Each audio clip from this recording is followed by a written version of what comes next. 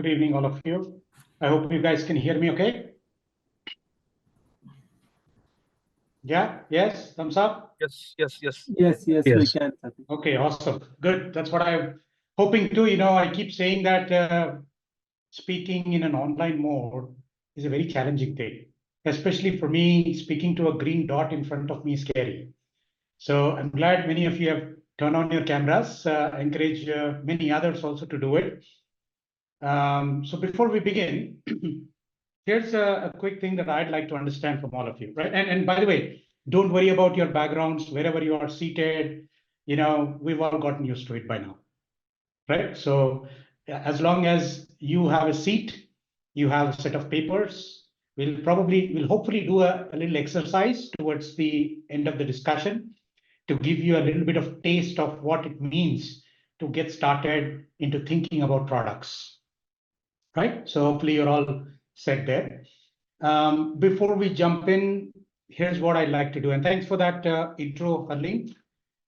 Just so you guys know, the perspectives that I bring in, it comes from 3 points of view.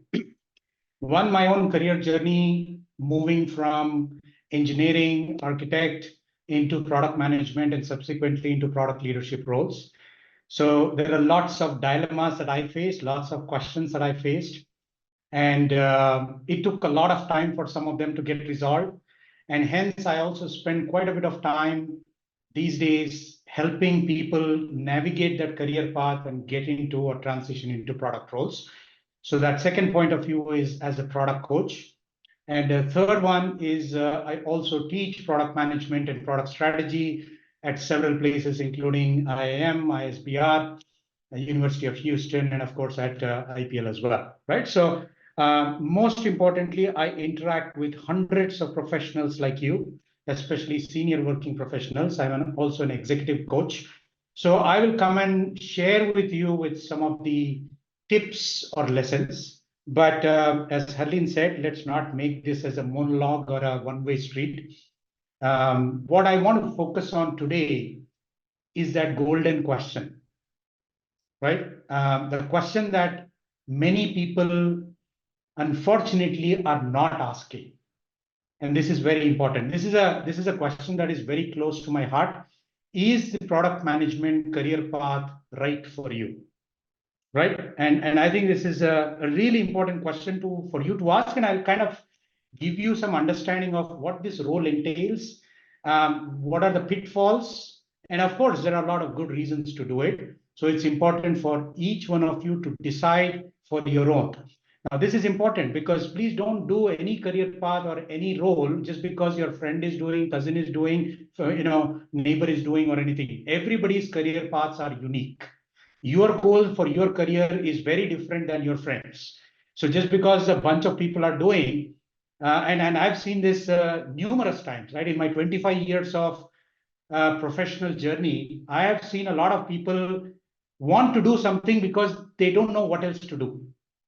And that's a wrong thing to look at, right? So simply put, don't get into product management because you don't know what else to do. That's a very wrong approach to take it. So I'll give you kind of points to ponder, ask yourself, and navigate. Okay. And what I won't focus on in this session, because it's just 1 hour, I'm sure you guys all had a long day. And for those of you who commute in Bangalore, kudos to you. You've reached home. So let's not overwhelm you any more than you already are, right? So the focus for today is trying to help you answer that question to yourself, not spending time on, okay, I've decided, now how do I get into this, right? The how part is probably we'll do it some other time. I do this regularly, so we will find another context to do that. But before I jump into it, I'd like to understand a little bit about our audience here. So I asked Harleen to see if you can come up with a quick poll to see, and this is important for me and you as well, that helps me emphasize certain aspects or de-emphasize certain aspects, right? So we want to make the best use.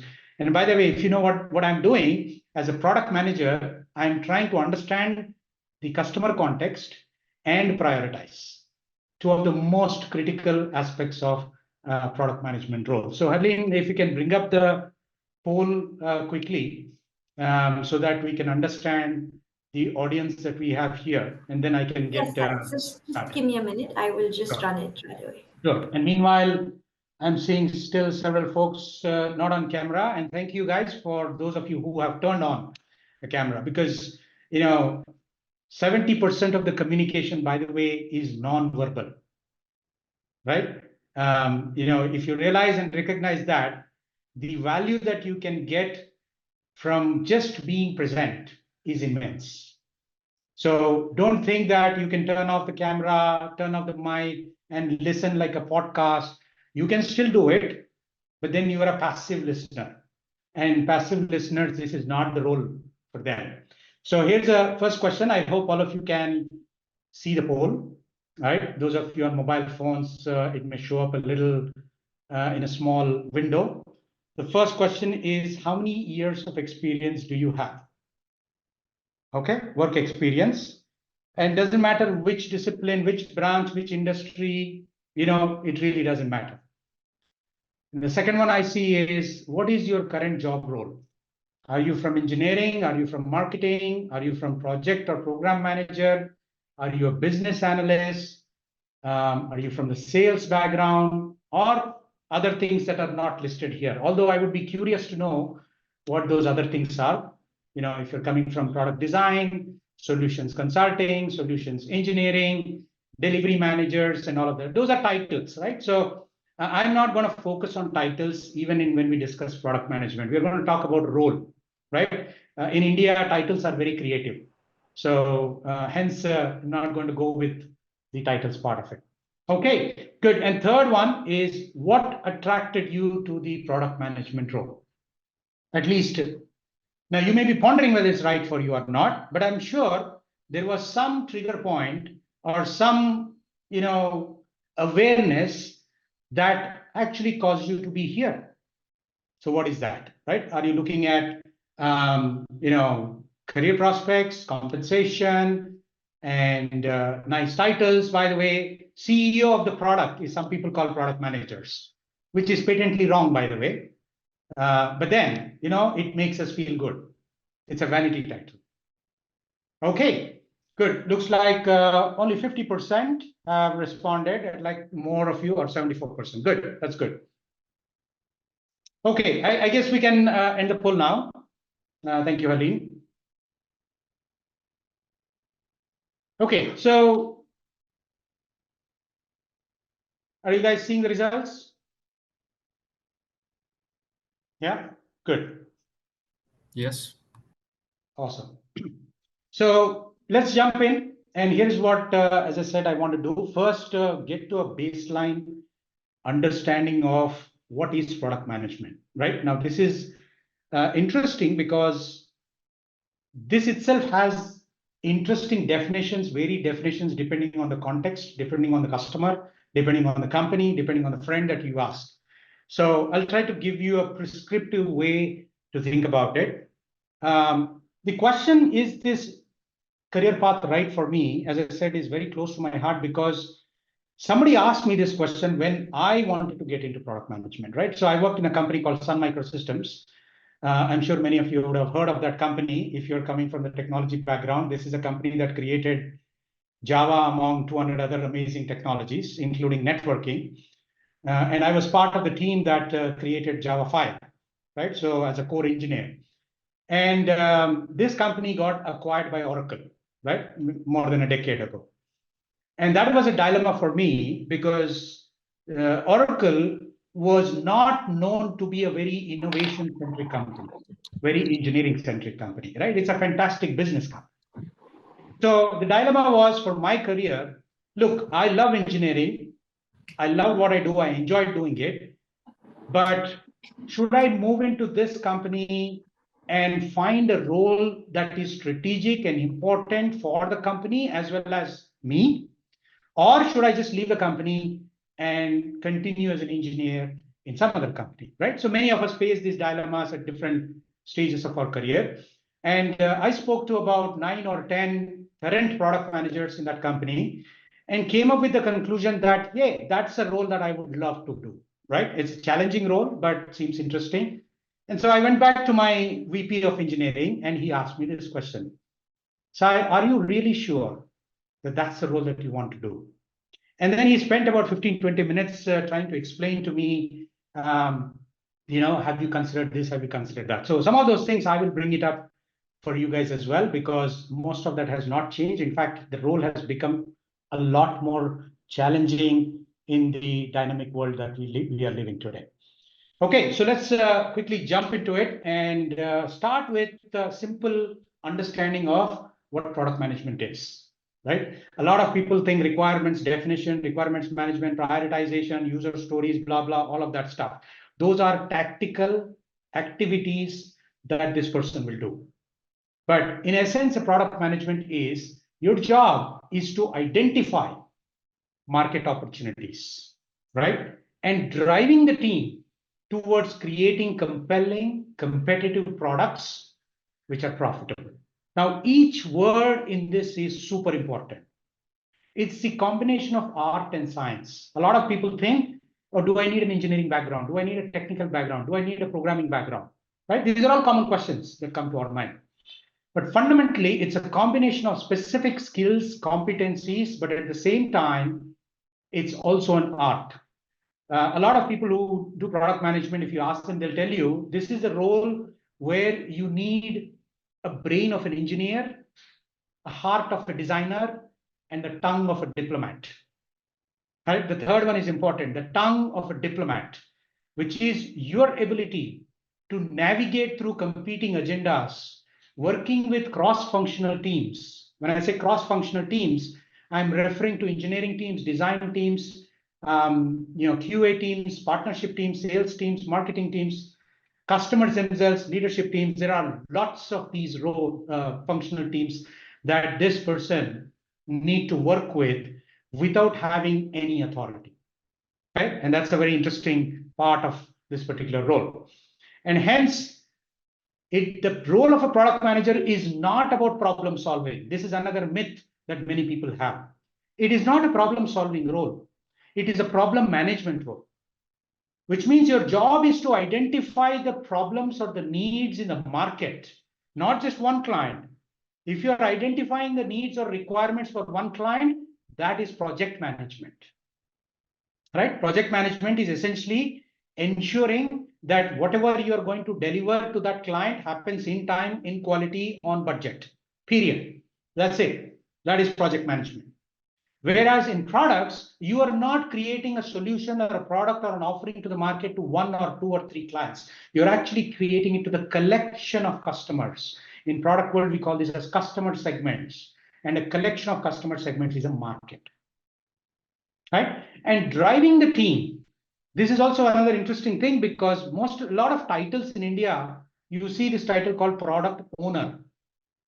My friend, you don't own anything. If at all, you own what is called as a productizing process, right? You are not really a product owner. Again, titles are nice and fancy and very creative, so don't go by that. Your job is to drive the teams, these cross-functional teams, to develop this compelling, competitive, and profitable products. Now, of course, the profitable question is very interesting. A lot of products that you see today are not profitable, but they are still products. But eventually, for a business especially, the goal is profitability, right? They may not start off with that as a goal, but the eventual goal would be that. So this is essentially product management, right? So before we get into some of the specifics of it, it's important to know that this is not for everyone. And why is this not for everyone? Because this is a decision-making role. And very important strategic role in organizations where you are expected to make some key decisions around customer segments, markets, business, product, technology, and needs, right? And these are super important decisions.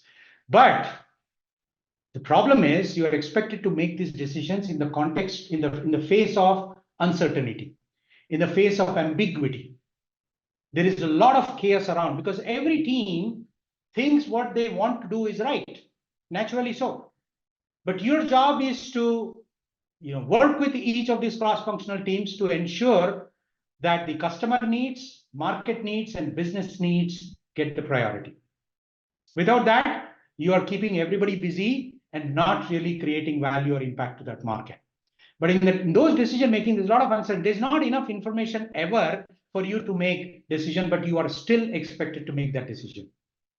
And hence, for some people, that is quite stressful, right? If you're a person who are very organized and go by the calendar, set up these meetings, time is time, I have my time block, all of that, believe me, this is going to be very chaotic and it will bring stress to your life, right? This is a real hazard, not a hypothetical one.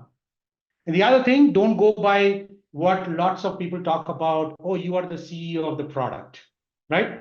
Now, you are the CEO of product in a different sense because a product manager role is expected to make some very important decisions, not because you have some authority there. Most of the time, until you get to a director of product, you don't even have people reporting to you. And that is by design, right? Now, the other thing, like an entrepreneur, grit, perseverance, and determination in making sure that the direction that you are taking, the products that you are driving actually work. And this is very, very challenging, right? So this is obviously not to tell you, please don't take up this role, but it is important to know that these are bound to happen in that role. If you are comfortable with it, if you want to get adventurous, absolutely take this. And there are some very good reasons why people like this role. And I'm sure many of you also looked at those reasons and said, hey, why not look at this particular thing? And by the way, there's a very interesting motto that you see, right? With great responsibility comes no power. That is absolutely true for every PM until you get into the director of PM. So why does this even become attractive now? If these are the things that I'm cautioning you against, why do you think that this particular role is very popular? And by the way, in India especially, globally it is very popular. It is one of the most sought after roles in the world today. One of the most sought after roles. In fact, in India, there are 38,500 some odd people who call themselves as product managers. This is based on some LinkedIn report. Right? In US, there are about 1.7 million of them, and there is very high demand for this role. The reasons are very simple. Number one, it's a high impact role that companies that are building products will absolutely need. Number two, it is a very high paying role. The median pay for a product manager title, the product manager title could be anywhere between 3 to 7 years of experience, is about 23 lakhs median pay, right? And which of course gets into incrementally higher as you go up, including senior PM or director of PM, vice president, and of course to the chief product officer, right? In India, again, very interesting report that I was reading, the vice president's median pay is about 78 lakhs, a median, right? And it goes up to anywhere up to 4 crores in some interesting companies. So it's a very high paying, it's a fast moving career path. And apparently in 2023, product managers were 149% more likely to get promoted than any other role. So a lot of very interesting and good reasons for people to get into it. But again, I want you all to pause, think, look at some of these things and see if you are comfortable with this. Otherwise, it is going to be a challenging journey. Right? So that's the reason why I thought it's important to address this particular thing upfront. So what are the key responsibilities for a product manager? Remember, I'm not talking about title, I'm just talking about a role. A lot of times people think that a product manager job is to create a product, working with the teams, making sure what features to add, what capabilities to add, defining those requirements, working with designers, and all of that stuff. That part is what we call as building the product right. But a lot more important decisions get made before you even actually start developing any product. It doesn't have to be a digital product, by the way. It doesn't have to be necessarily a technology product. It could be any product that you see. Every product that you use that is made available to the market at large is a product, right? So in that context, building the right product is a super important decision to make, which means what problems are we solving? What needs are we addressing? Whom are we addressing these needs to? And is it worth solving? Right? These three super important questions, and we'll do that in the exercise, an example that I will bring about so that you can actually try and get your gray cells going. In all these things, your main focus is going to be that customer, right? Understanding their pain points, their challenges, their needs. Without that, there is no product. Very simple. If there is no problem, there is no product. That's it, right? Lot of variations of it, but fundamentally, that's the crux of it. And second thing is, as I mentioned, you are expected to work with lots of cross-functional team members, especially executives, sales teams, marketing teams. Now, these responsibilities will vary depending on the level or the grade that you are in product management. But fundamentally, you're not just working only with your development team. This is also a myth. Many people who are in product owner roles, associate product manager roles, or early PM roles will focus on that. But otherwise, it transcends that engineering team. And the third one is, remember, it's a customer-facing business decision-making role. If you're not understanding the reasons why you are building product, is it the right thing to do from a business perspective, from your company perspective, then these things don't take off at all. Most of the products get killed internally because product managers are not able to make a strong business case as to why it makes sense for the company to do it. Right? Different companies have different thresholds, right? If you actually ask in your own company, the right people, they will tell you. For example, in the company that I worked with, there was a threshold of $100 million revenue in 3 years. If your idea, if the product idea that you have is not going to bring $100 million in 3 years, then that company considered that as a hobby project. Let's keep it aside. There are bigger opportunities to pursue. Right? $100 million is a lot. So each company has their own internal threshold for which you need to understand and make the business case and get an approval or make the decision whether to go forward or not. Right? So here's a way to think about the product manager. Most important thing, all the responsibilities, skills, competencies can come later. Many of you may have seen this character on YouTube or some TV of a Western orchestra, right? There are a bunch of pianists playing, there are a bunch of cellists playing, there are a bunch of violinists playing. They're all musicians. They're all playing a music, and there's this one character with a black coat and stick in the hand waving up and down. Who is this character? This character is a conductor of the orchestra. Now, the interesting thing about this conductor is this person actually knows how to play every instrument. This person knows the violin, the cello, the piano, the bass, whatever instrument, but they're not experts in it. That's the key. They are not the expert in it, but they understand and have the skill enough to actually work with that musician to make sure at what time this goes up and what time this goes down so that you create a harmonious orchestra. That's an analogy that you can take into the corporate world and say there are engineers, there are designers, there are marketeers, there are salespeople, there are all kinds of teams that you have customers and everyone. Your job is to orchestrate these teams in the context of a productizing process, which means since you're going to be working with individual cross-functional teams, you are expected to at least have some understanding of each of that role, each of that skill, right? Do you have a good understanding, hands-on way of design? Do you understand technology? Again, these are contextual. Do you understand marketing, product marketing specifically, not general marketing? Do you understand, the prioritization process of the business? Do you understand the strategy part of it? A lot of these things are important so that you work effectively with these cross-functional teams. Otherwise, simple, they won't even respect you. They will treat you as some guy who's trying to coordinate meetings, pass on information from here to there. And by the way, today you already have that role. We call them as managers. Sorry to offend any managers here, but that's the role that you're essentially playing. You're a glorified postman taking information from here and passing it there, and vice versa, because today in the context of agile development processes, most of the decision making is happening with those small teams, self-forming teams.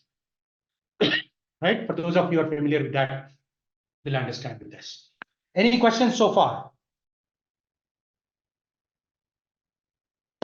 No? Okay. So I wanted to start with Hey, hi. yes. Vatu here. Yeah, go I ahead. have posted my question in the chat box. You want me to read it out? Yes, please do that. Yeah, okay. So, I know when we are discussing about like building the product right and the right product, Mm-hmm.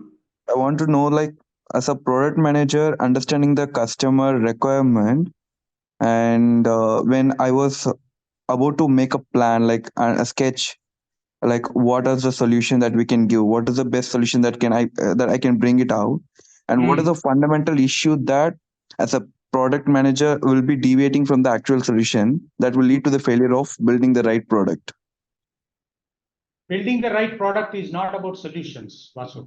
Building the right product is about three things. Number one, is the problem real? Okay. Because every product has to solve a problem or a need. The first question is the problem real? Is the problem urgent? And is the problem worth solving? Now, by the way, problems don't exist in isolation, right? They exist in the context of people.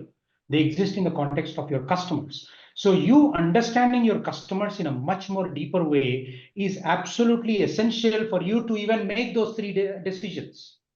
And only when you agree collectively that yes, this problem is or pain points are real because there is evidence for it. Yes, this is urgent because not solving this has severe consequences.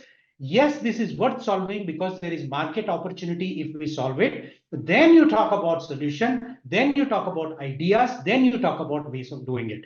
This is a trap that many people who come from engineering background fall into, which is we bring in the solution mindset. Got it. Agree on it. Yeah. Thank Okay. you. Sure. Okay. So I want to start with some Just products. one more question, Satish. Sorry to Sure. interrupt. Go ahead. Like as you mentioned, you need to be. I mean, one who want to be a PM should be expertise in one thing. So, like, how you want like to showcase that to the team, like you by doing some technical presentations or like during the discussions, like how to showcase the expertise, which is the right method. You can Yeah, I would suggest. caution using the word expertise here. I did not say expertise at all. Okay. You should know enough about every aspect of this productizing process to have meaningful conversations with that team. For example, right, if you are building a digital product, right, digital product could be anything. It could be a mobile app, it could be a web application, SaaS or whatever. In fact, it could be even a physical product because each of the products have design around it, right? Now, if you are going to work with the designers to help them make that design, because that is a better way to solve that need of the customer, you are going to have deeper conversations with them. And when you are having those conversations, you need to bring in the right vocabulary. You need to show them that you really, really understand what they're talking. For example, Gestalt's 5 principles of design. So the designer will bring it in, and you have no idea what that is. Or information hierarchy, information architecture, prototyping, low fidelity, medium fidelity, high fidelity prototyping. If you're not even aware of this, then why do they need to work with you? They will say, you go, boss, I will come up with a nice prototype and show it to you, and I will tell you, you don't know anything, so please take my design. Got it. Isn't it? So you really need to have enough understanding of each of these things. And by the way, there are 24 competencies that I will bring in later. Not every one of you need to know the 24 competencies that are required at different levels, right? So we'll talk about what those competencies are specifically to do that. Now, how do you make your team members look at you and say, look, Chandan knows what he's talking about? How do you do that? Essentially, starting with using the right vocabulary, demonstrating to them you actually know what you're talking about, not just in air, right? Hand waving as we call it. Maybe you want to actually build a portfolio, right? This is something that I talk about how to get there, but that's why I said I'm not going to focus on that today. How to get there is how do you build credibility? How do you build influence? How do you build a portfolio of demonstrable assets for people to look at it and say, you know what, Chandan actually is making sense. But do not try to compete with the team members, even though, see, this is the mistake that I did in my career. As I said, I was an awesome engineer. I mean, I was part of the team that sent rover to Mars. I was part of the team that built Java 5. So I come from very strong technical background. But when I became product manager, the trap that I fell into is I used to tell engineers, come on, guys, why will it take so much time? I can do it in 1 week. Why are you taking 3 months? That's a trap that you will fall into. And you should not. You should step back and say, those are the experts now. You are the representative of the customer. You are the representative of the business. And hence, you need to bring in those perspectives. Yeah, good question. Thank you. Sure. Okay, so let me start with quickly on some product stories, and these products I'm sure many of you are familiar. It's a very simple way of helping you understand one few important contexts, right? So have you guys seen this product anywhere? Hear me, Satish? Sorry to interrupt. Yes. Sorry, Arun, what was that? Is it okay to ask a query if it is okay? Like, I don't know. Let's take a last one. Then we'll take more questions later. But go ahead. Satish, at the start you mentioned, right, like the product owner as such, the title itself, it's a wrong one, something like that, okay? But currently the scenario is in some of the companies, I'm not sure for most, but at least in some of the companies, the product owner, they have their own part, right? Like collecting the requirements from the business Yes, team, or from absolutely. they pass to Absolutely. the product manager. Yeah. So your view or maybe what you're trying to say is the product manager covers the role of product owner. Is that you're saying, or? Absolutely. Product owner is a subset of product manager, Okay. right? Now, interestingly, product owner is a title that was created in India. It is globally popular now. It is created in India. And I work with lots and hundreds of professionals in various types of companies and industries. In most of the companies, product owners are doing what business analysts do. Title is changed. Right? Most often they are doing business analysts, but product owner is a very, very critical role, very important role, but a localized role, which means your responsibility is focusing on specific aspects of the product, right? And more tactical, which means you are spending a lot more time on features, requirements, definition, clarity, providing to the team members. That's it. That's your job. But a product manager needs to bring in the business perspective, the customer perspective, a lot of these things to help make those decisions on what are we going to do next. Okay. Now, I'm not saying the titles are wrong. I'm just saying they are very creative. So don't go by the titles is what I'm saying. Right. In fact, a few months ago, 3-4 months ago, one of the IPL alumni who I coached several years ago said, Sai, I'm now a requirement scientist. I said, you're a what? He's a requirement scientist. Their company created this new title called requirement scientist. So HR comes up there. If they want to create something, they'll go ahead and do that. So don't go by the title itself. Understand the role and responsibilities for it. Okay, right. So has anyone seen this picture before or this object before? No. What is wrong with this object? Both handle and It doesn't, you know, it is in the same direction. right. What is that again? Jaykumar, say that. Yes, sir. I mean, see, the purpose of the product is not solved. It is to cater the water. But whatever you do, the water will not come. There is a good story behind this. I won't get into the details, but it's a picture on a fantastic book by Dan Norman, who's considered as father of modern user experience, right? Dan Norman. The book is called The Design of Everyday Things. It's an old book, but it's still a classic. And the story, I won't go into details, but the King George in England wanted to throw a party to all the princes. And he said he commissioned an exquisite wine pouring jug. Right? He commissioned the artist to make the most exquisite wine pouring jug so that he can unveil that in the party and use that to pour the wine. Now, this was the object brought to him, and he looked at it and said, what the hell is this? What am I going to do with this? In our modern day language, we call this is a feature, not a bug. He quickly adapted to this and said, okay, if this is not a wine pouring jug, this is a wine drinking jug. Right? So you're right. It's structurally correct, but not usable. What was missing here? What do you think was missing here when this object was created? The basic design idea itself is wrong. The purpose. Design is different, purpose is different. Design is a manifestation of something that you want to achieve, isn't it? Yes. The fundamental thing. Okay, good. Let's keep that. Here's another favorite example of mine. You guys are familiar with this? Yeah, it's which bottle is better for you? The second one? Again, it's for what? It's for one-time use or it's for multiple use? Do you use this ketchup bottle only one time? I'm saying in a hotel or in a home. Those are good questions, but that is immaterial right now, whether it's hotel or at home. So think about how a user would actually normally think about yourself, think about your kid, think about somebody in your family when they want to pour ketchup, right? The second one. So the bottle on the left, for many, many years, this has been the standard, isn't it? You take any brand, and the way that you use it is you invert that bottle and wait for the ketchup to come, because the ketchup is thick and viscous and it takes some time to come. Especially when half bottle is over, you don't have patience now. We start hitting from behind and you start hitting it so that the liquid comes faster, isn't it? Isn't that the customer standard behavior of people? Now, somebody in that company looked at it and said, there's got to be a better way, right? Why? Because they actually did a study, and the study showed that it seems 11% of ketchup on an average stays in the bottle.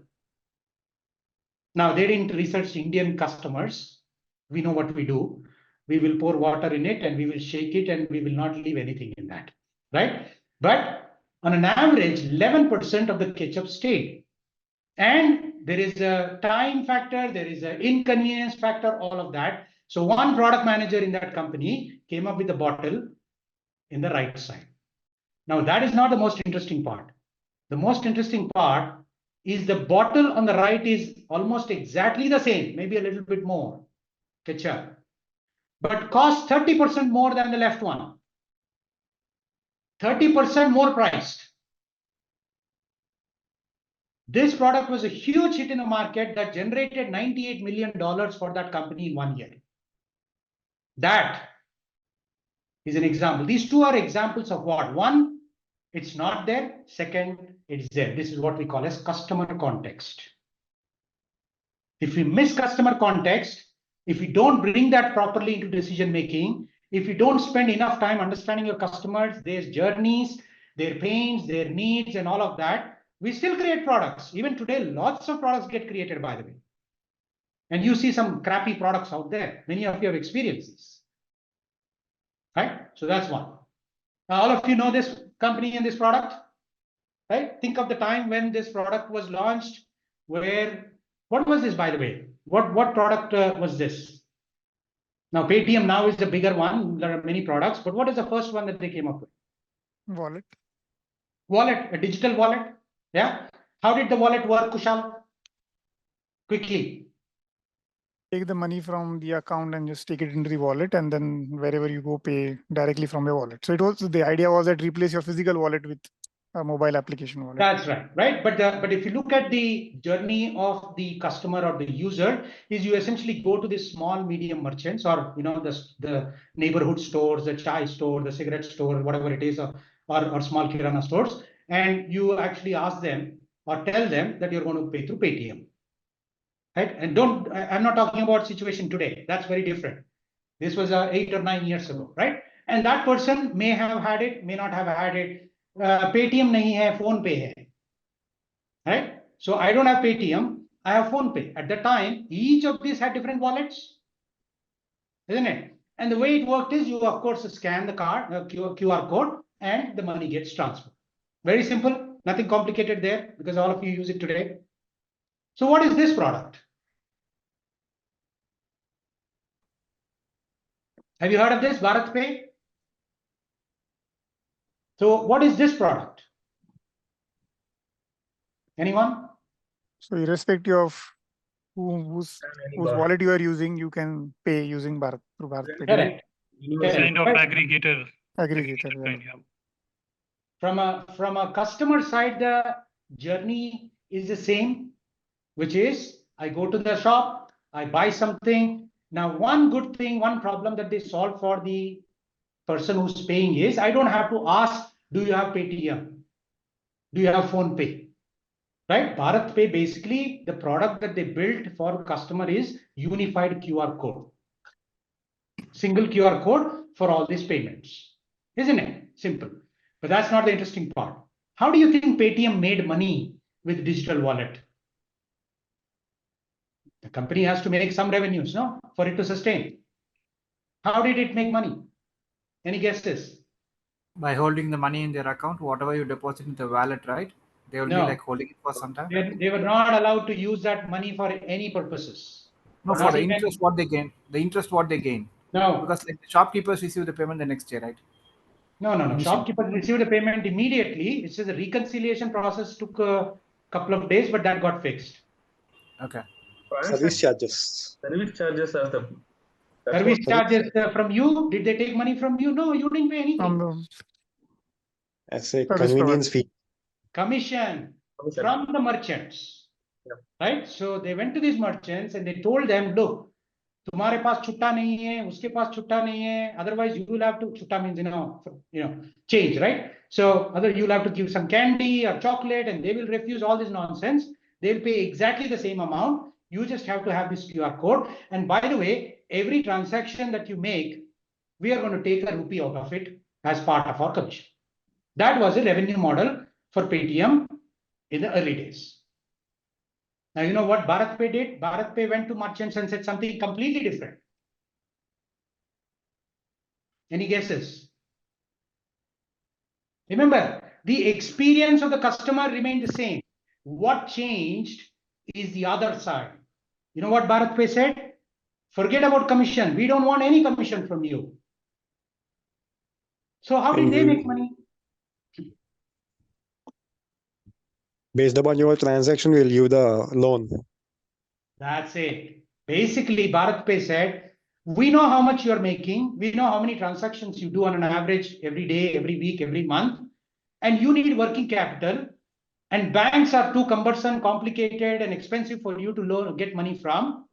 We will lend you money at absolutely cheap rates because we know you have a business. Of course, they only went to those businesses and said, we will offer you the loan at this percentage interest. And by the way, your payments will be deducted every day so that you don't even know that you're paying us. The interest part. So from the outset, they look similar products, but one is a payments company, the other one is a lending company. Bharat Pay crossed $3 billion in 3 years, revenue-wise. What is this about? This is what we call as market context. You focused on a different customer segment. Very similar product. If you look at the apps, if you look at the customer experience, if you look at the journey, if you look at how you solve the need that you have, there is no difference. However, Bharat Pay chose not to solve your problem, but more importantly, the merchant's problem or needs. That's how they created that business. Another story. You guys are all familiar with this product? Printer, HP printer and cartridges. I don't know about you, but I have 2 kids, school-going kids, and here is a problem I have. 7 a.m., 7:15 is a bus, school bus. 7 a.m., my son will come and say, I need a printout for my assignment. I forgot last night. Please print it. Okay, now you scramble, turn on the printer, turn it on, all of that, and you give, it says toner low. There is no cartridge. The cartridge is there, but the toner is low, so you can't print it. This happens numerous times, which means that you will have to remember and figure out whether you are run out of toner or not, isn't it? Now, HP looked at this problem. Again, when I say HP, there are product managers in these companies. They looked at this problem and came up with this idea saying, look, these printers are all Wi-Fi printers. Most of them are connected to network, which means we have the ability to actually know every printer, what is the toner level in that printer already, before even customer knows. And so they came up with this brilliant product called Instant Ink, HP Instant Ink, right? And what they said is very simple. Same printer, same cartridges, no change in the product, my friends. However, if you subscribe to our service by paying a monthly fee of 1,000 rupees, we will deliver the cartridge to your home before even you knew you're running out of cartridge, so that you always have the cartridge. What a brilliant idea. Simple, brilliant.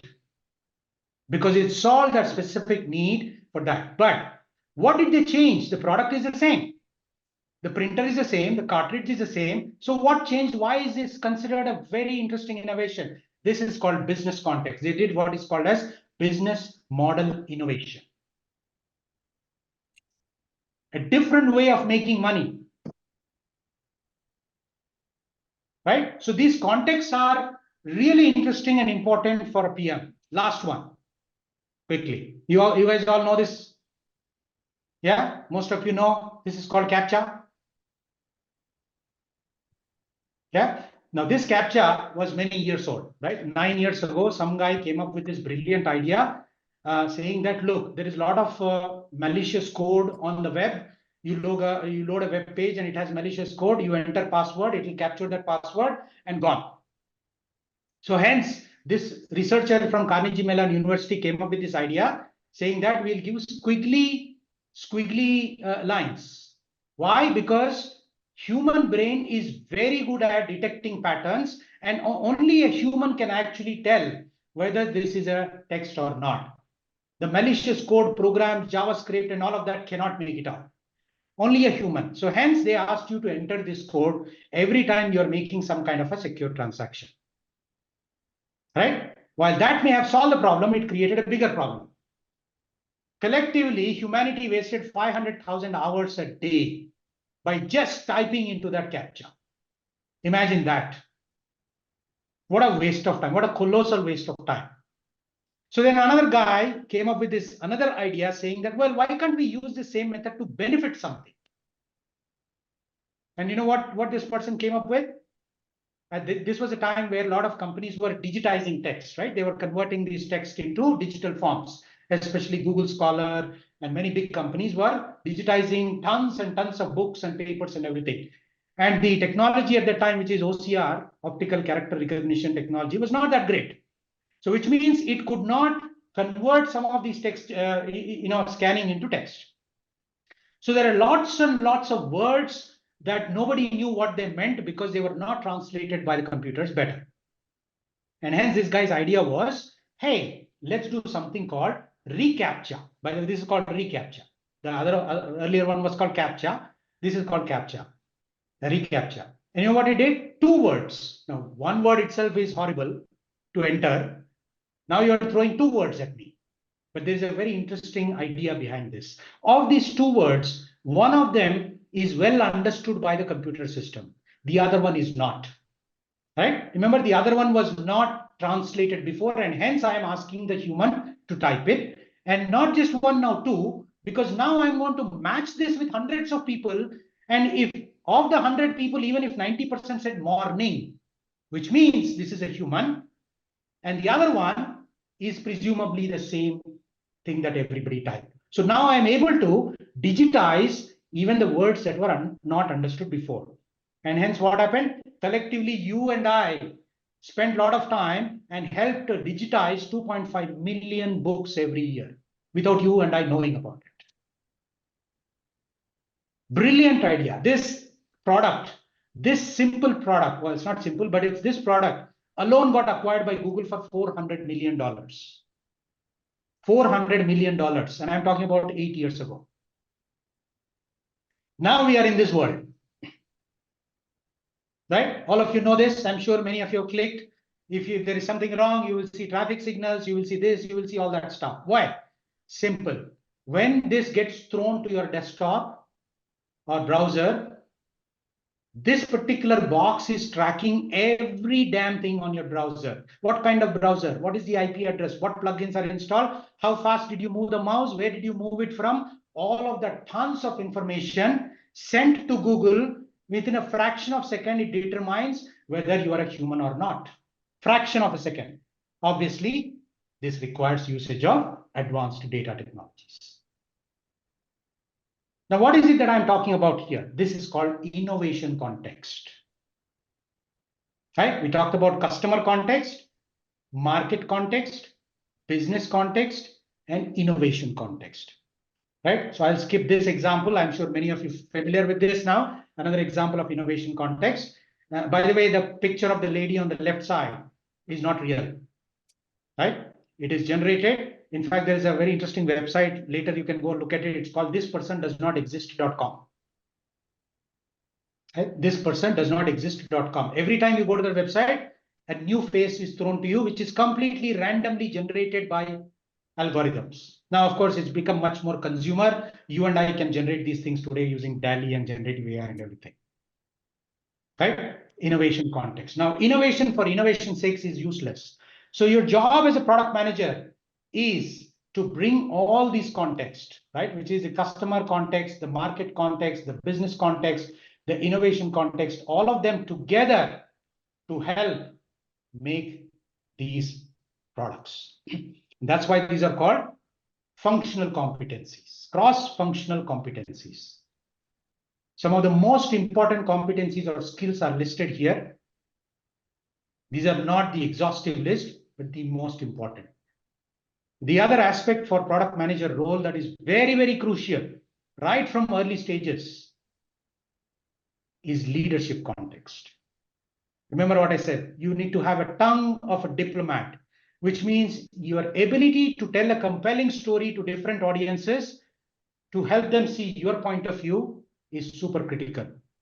And because nobody reports to you, but you have to work with everyone to make the decision, your ability to influence them, negotiate with them are absolutely critical. These are skills, my friends. This is not common sense. Right? And all of these skills can be learned, provided this is something that you want to do and enjoy. And that's the key part. Okay, one more important slide, and then we'll see if we can take some questions and do this. Here are some important decisions, not all of them, but most important decisions a product manager is expected to take at different stages of the product life cycle. As I talked about, is this problem real? Is this urgent? And for who is this a problem or the need? And the third important one is there enough market opportunity for us to actually spend time, money, resources, energy, efforts to create a product? Otherwise, it's just a hobby. Forget it. Let's move on. Find another interesting problem or find another interesting need to solve it. And the next question is, you may have an idea, you may have a solution, but is that agreeable to your customers? Most often we make that assumption and say, of course, it's a brilliant idea, fantastic feature. Why wouldn't our customers love it? Everything that you do at the beginning are going to be a set of assumptions. The third one is, can you build it? Do you have the ability in your team, in your company, the resources, the capabilities, the talent, everything to build it? Because the idea may be brilliant, fantastic problem to solve. Reusable rockets is a great example. Fantastic problem to solve, amazing market, but how many companies in the world has the ability to do it? Handful. Right? And then, of course, as you're building this product, how will you find these customers? How will you acquire these customers? Now, this is not a primary responsibility of a product manager. It's primary responsibility of a product marketing manager. But a product manager will work very closely with product marketing to provide how to communicate to the market, what value to communicate, why customers should look at you instead of other alternatives. And now, if you're doing all these things without making it sustainable business, it's still a failure. Eventually, it will collapse. You will shut it down. People will lose their jobs. Believe me, I've been through this. I've been asked to shut down products because it didn't make any sense. By that time, a lot of money was spent and people and all of that stuff. And then, of course, your job continuously is to see how are my products going to evolve based on the changing needs of the customer, changing behaviors, changing market trends, a lot of these things. So those are the decisions you have to make for each of it. These are the things that you should be having to make those decisions. I won't go into the details, but hopefully these are all clear. Now, this is important. What is it that you should be doing then as activities, as tasks, as responsibilities?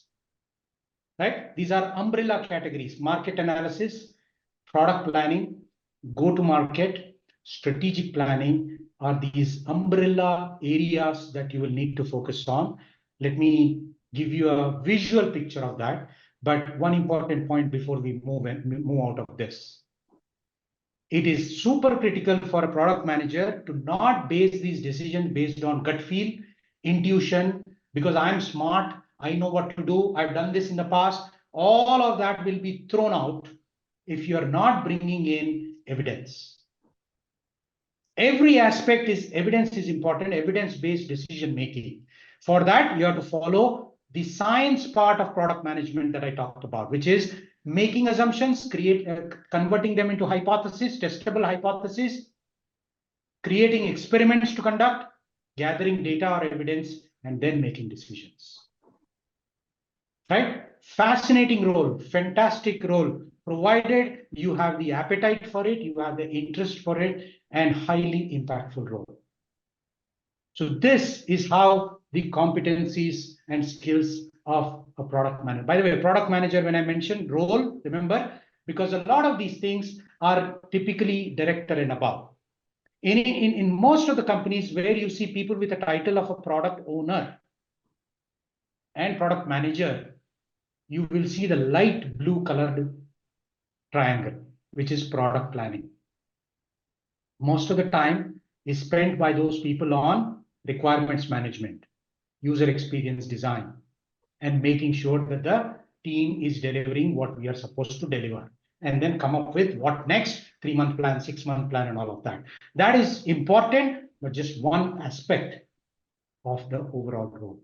As you grow incrementally in this, these are the things that you're doing. And if you look at it interestingly, the things that I mentioned about the reasons why somebody should not get into product management, right? Chaos, ambiguity, uncertainty, stress, all of these things.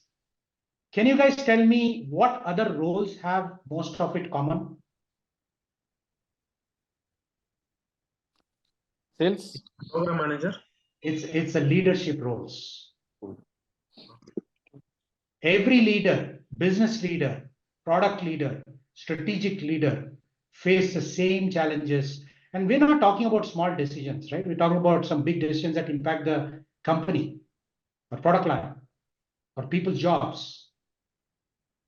And that is exactly the reason why this particular career path you see in the last 6 or 7 years, most of the CEOs end up from this path. Many years ago, there was one functional role from which most of the CEOs came. What was that functional role? About 6 to 7 years ago, there was one functional role in the company from which most of the CEOs came. What was that functional role? Chief Product Officer. No. Oh, okay. Probably didn't understand the question. There are a lot of there are CEOs for every company. They all came from some functional role. Functional role meaning project managers, program managers, sales, marketing, engineering, design, all of these functional roles. Product management. 7 years ago, not product. It's sales, guys. Come on, look at your company's CEOs, which came from many years ago. They came from sales. And you see the shift that has happened or still happening. The reason is very simple. Right from the early stages of this career path, you are exposed to markets, business, customers, innovation, leadership.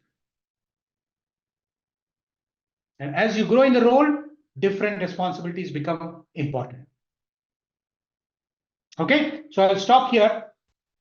Any questions? I think we are on the top of the hour. Yes, go ahead. Sandeep, you raised your hand, so go ahead. Hey Satish, thank you for this session. Quite insightful one for me. So I had this one question which I've been thinking for a long time. Is that when rightly, as you said, right, that a product manager is just like a conductor of an orchestra who is like a who knows about all the instruments but is not master of none, right? Correct. So when basically when we are transitioning industry, right? Yeah. We are talking about transitioning industry, right? Moving from a let's say program manager role or project manager role to No, a that's product not a manager. transition of the industry. That is a career role transition. Yeah, Industry transitioning is of the the career basically I'm talking about. sure. So does our previous experience help us in retaining the Absolutely. position? Absolutely. This is a very important question. Thanks for asking, Sandeep.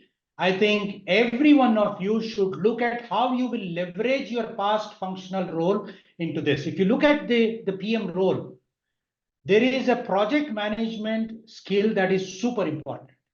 So if you've been a project manager and program manager, you should piggyback, you should leverage that part of it. Although it's a small component of it, it is very important. If you come from design background, if you come from engineering background, please don't throw away that experience. You just have to find a way to repackage and repurpose that so that you are differentiated from among many other people, young people, especially 3 years, 0 years, 1 year, 2 years, who are also trying to vie for these roles. Right? So the short answer, Sandeep, is absolutely you should repurpose. But basically, what I was curious was about that. Okay, since like for folks who are under 3 years of experience, right, and are in the managerial positions right now, if they Under 3 years transition, and under managerial position. No, I'm yeah, curious. yeah, there are. So, what if, for example, if we transition our career, will we be starting with roles, for example, APM, or like will our previous experience count? Yes, it will count and it should count. Otherwise, there is no value for what you have done. No. So you have to find to demonstrate how you can bring that whatever work experience into this. And by the way, managerial abilities, especially at 3 years, don't count because here you don't need to be a manager. You need to be a facilitator. You need to be an influencer, right?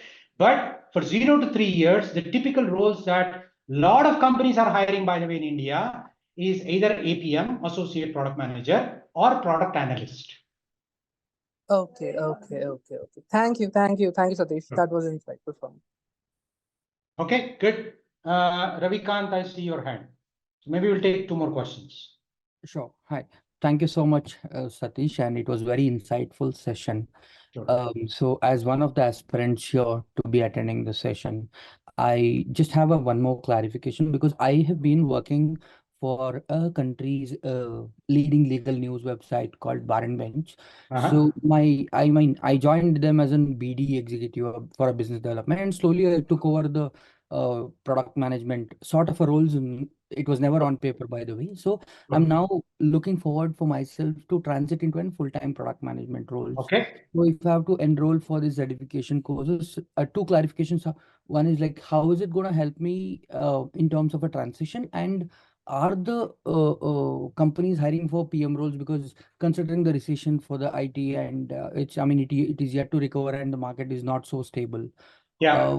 Or if I've So taken too much. I'll answer the second question because the first one, as I said, is the how part, which I've covered before. You can ask the good folks at IPL to share that video link with you, or we'll cover it another day because a very simple thing is nobody is going to come and give you a different role just because you do some certification from somewhere.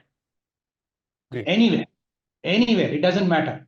I've hired 60 plus product managers in my career. I've never hired anybody because they have some chapa, some logo, some stamp from anywhere. What I'm going to evaluate you is your demonstrable skills. Can you show me rather than saying, so these certificates, these logos, these 3-letter acronym, 4-letter acronyms, they are all proof of knowledge. They are not proof of skill. What you need to transition is the proof of skill, which means get your hands dirty, do things while you're learning, build a certain portfolio, demonstrate to people to say, not only did I learn those things, I actually can showcase this. Now, you don't need a job for doing that, by the way. Right? So that's a different way, the different topic altogether, but now, in your case, BD, if you really look at your role, what is the fundamental aspect of your role as a business development manager? Your role is to understand what the customer is trying to achieve. And how can you help him achieve with what you have? That's exactly what product managers need to be thinking as well. Agree. Right? Of course, it's different set of skills that are needed, different abilities that you need to develop, and all of that can happen. Now, the second question, which is, yes, there is a certain amount of restraint among companies right now who are hiring not just for product managers, but pretty much a lot of them. But I still see, in fact, the career club platform, career assistance platform that IPL provides for participants, on an average, every month, there are 8 to 9 companies that are coming to hire for product roles. Even today, even last month, even this month. So that indicates to me, and of course, the roles are slightly different. Some of them are APMs. I am seeing a lot more companies want to hire interns, product interns. Now, product intern doesn't mean bachas or just out of college. I know a lot of 15-year work experience people who want to do internship just to get a first-hand taste of that role and then decide whether this is right for me or not. Right? So hiring continues to happen for product interns, APMs, product analysts, and product managers. What I'm seeing a little less of is a senior roles. And I'm sure that will change, but because I've seen this cycle in 25 years, I've seen this cycle every 2 years, 3 years. So that happens. Great. Thank you so much. Sure. All right. Rakesh. Thank you, Satish. This session was very much insightful, no doubt. I learned a few new things. I have a couple of questions, mainly 2 questions. First is related to basically I am in the program management side, and throughout my career I was into the technical side first, then I climbed the ladder, and now into the program management part where I interact with the R&D team, new product side. I kind of techno-managerial role. Sure. Now I see that this new thing that AI is slowly penetrating into this program management side also. Absolutely. Now my question is how this product management part is crossing this, or AI and this product management paths are crossing each other. Means, do we need to be they are not exclusive. AI is going to be there in every role, every function, every job. If you are not learning AI to become better, AI will replace that job. There is no, I'm 100% convinced. Right? Again, remember, I have seen 25 years of innovation, technology disruptions, and a lot of these things. When Java came, this was talked about. When APIs came, people talked about it. When cloud came, people talked about it. When mobile came, people talked. So this is another disruption, right? So it is important for you to see how you can actually get better at it in your context. So in the product manager context, not typically, 100% sure this AI is going to play one of the 2 roles, or both in some context. First one is, can you utilize the generative AI? And I'm talking specifically about generative AI, right? AI is a very broad thing. Can you use generative AI, learn to use generative AI to make your job, your activities, your task super productive? The answer is absolutely. In fact, I teach in the executive MBA program in product leadership for IPL. There is generative AI in every course now. Right? Absolutely important for you to take advantage of these amazing tools. Whether it is writing prompts, creating, how do you use APIs to do all of these things? You don't need coding. You don't need programming knowledge for this. Correct. And how do you become super productive is one aspect of it. Right? I'll give you a very simple example, since you asked, a real example that the students worked on, students meaning all the working professionals who are part of this program, right? So there is a component in the program where people are coming up with a business idea, and you need to take all that business idea all the way with a hands-on way to the market to create something to the market. So one of the things in that is you have to go and interview 50 to 60 customers. through a process called customer discovery, problem discovery, validation, and all of that stuff. And then you come back with these insights and information. And then you have to synthesize that information and create what is called as personas. Right? All of this was a manual work until recently. Now you can actually use generative AI to do this in 3 hours with real data, with real information, with real personas coming up. But you have to know how to do that. You have to learn that aspect of it, right? So that is one aspect. The second aspect is products that are going to use generative AI, which means you're a product manager in a company that is building products that will use generative AI. For example, customer service agents, right? Or some marketing tool that will help marketeers write copywriting, right? Lots and lots of products are going to be embedding generative AI into that. Which means if you are a product manager, you better understand and have some hands-on experience on this. Right? And by the way, what I said applies to every role, not just product manager. Correct. I agree to that. Okay, one second, small one. During the discussion, you talked about 24 competencies for this product manager area, right? So, that is at different levels, right? So as I said, Yeah, the light blue, inbound and outbound product management is categorized. Go ahead. Okay, so do we have my discussion is a little bit different. Like, do we have a roadmap of certification, or maybe for product manager, like what will be the next role, or how this career ladder is going upward for this role? Specifically, if I talk about this project management side, as I told you, I was initially an engineer. I worked for 7 to 8 years in the engineering role. Then I was promoted to project manager. Now program manager. What was the this question again? What is the specific question again? The roadmap for this product manager role. Means the What do you mean roadmap? From where to roadmap means the career progression. I mean from to project say, manager to program manager, product manager. Yes, and then beyond that, the product manager. That way. What after Okay. that? Yeah. Okay, got it. So you're talking about how does the career progresses if you're in product management? Correct. You Right? put the words correct. Got it. So again, if you take the titles that are very popular in not only in India and elsewhere, most of the time, for your experience, for your background, everything, let's say you start as a product manager, then the next level is senior product manager, then group product manager, then director of PM, then VP or senior director or VP of PM, then chief product officer, and then CEO. That is a path. And this is not a linear path. You can actually jump loops. This is what happened in my career. I started as a product manager after 12 years in engineering, and then skipped to senior product manager, became a product line manager, then director, senior director, and then chief product officer. Right? So this can have multiple jumps depending on the context, the company context that you're in, and what kind of business market you're in. But project management and program management is a natural progression towards products if that is right for you. That is important question. You have to ask this question.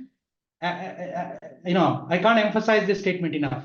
Please don't do product management because you don't know what else to do. Correct. Right? Get into it for the right reasons. And it will be a phenomenal journey for both from impact, monetary, and growth. Perfect. That answers my question. Thank you, Satish. Sure. Last one, Deepa. Hi, Satish. Thank you for this session. And actually, I was working as a senior technical consultant in Bangalore. Right now, I've transitioned to product management. Fantastic. And I'm in Germany current now. So my question is, in a startup, okay, like if a person joins as a product owner, and if he's directly reporting to a head of development or the head of product, okay, and there is no product manager. Sure. So in this scenario, the product owner should still stick to his own responsibilities, or he can take up the role of responsibilities of a product manager as well. You are everything, Deepa. In a startup world is very different because everybody needs to roll up their sleeves and get what needs to be done. And what is that? Take whatever it takes to get it done. Essentially, build something that your customers will want.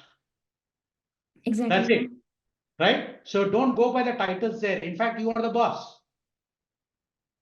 Okay. In startup environment, I worked in startup environment. I started startups also. In that context, the big difference for all of you is important to understand. What is the difference between a startup and an established companies?